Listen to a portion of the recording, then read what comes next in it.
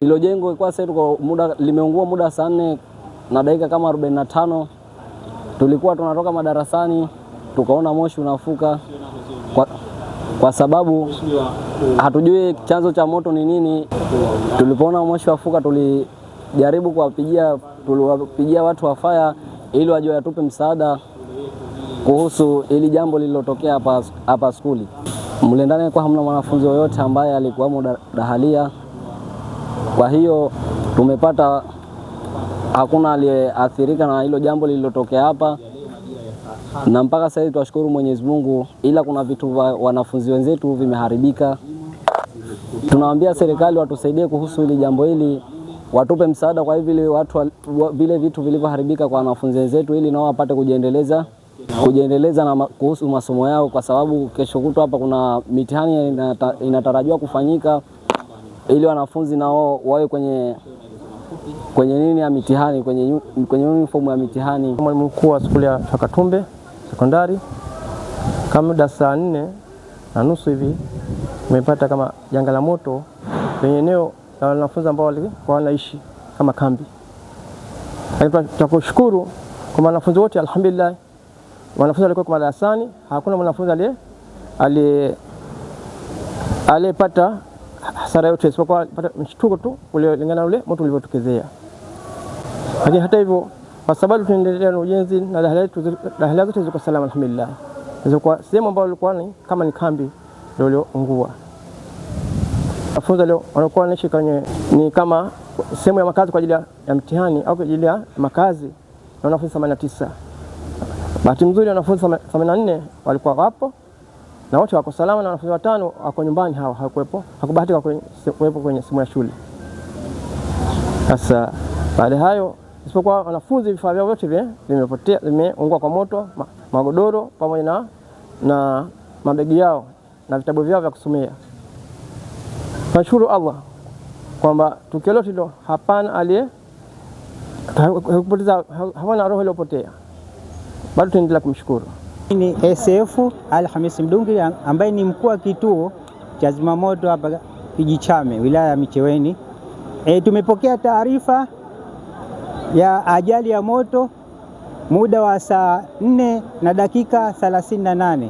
Tumefika kwenye tukio, tumekuta moto huo unaendelea kuwaka.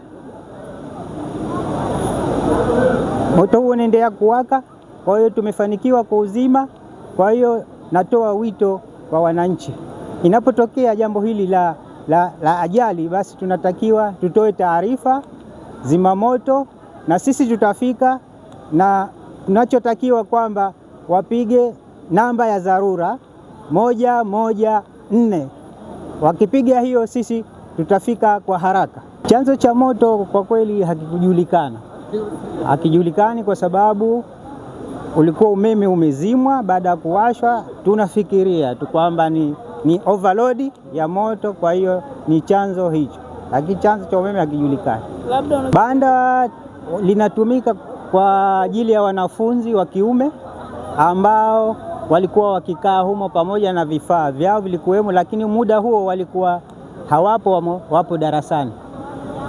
Mimi ndio kiongozi mtendaji mkubwa katika wizara kuhakikisha kwamba mko salama wakati mnasoma na mnapata elimu bora. Poleni na changamoto ya kuungua kwa lile banda. Poleni kwa kupata changamoto kidogo ya kuungua lile banda. Tumshukuru Mwenyezi Mungu kwamba hakuna athari ya mtoto kufa au kuungua. Tuseme inshallah.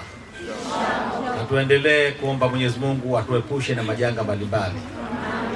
Nitoe wito tu kwa vijana wangu, yale mnaokatazwa msiyafanye kwenye madakhalia yetu, msiyafanye. Kwa mfano, msichogore switch kwenye madakhalia, msiunge waya za umeme na vitu vingine inaweza kusababisha short.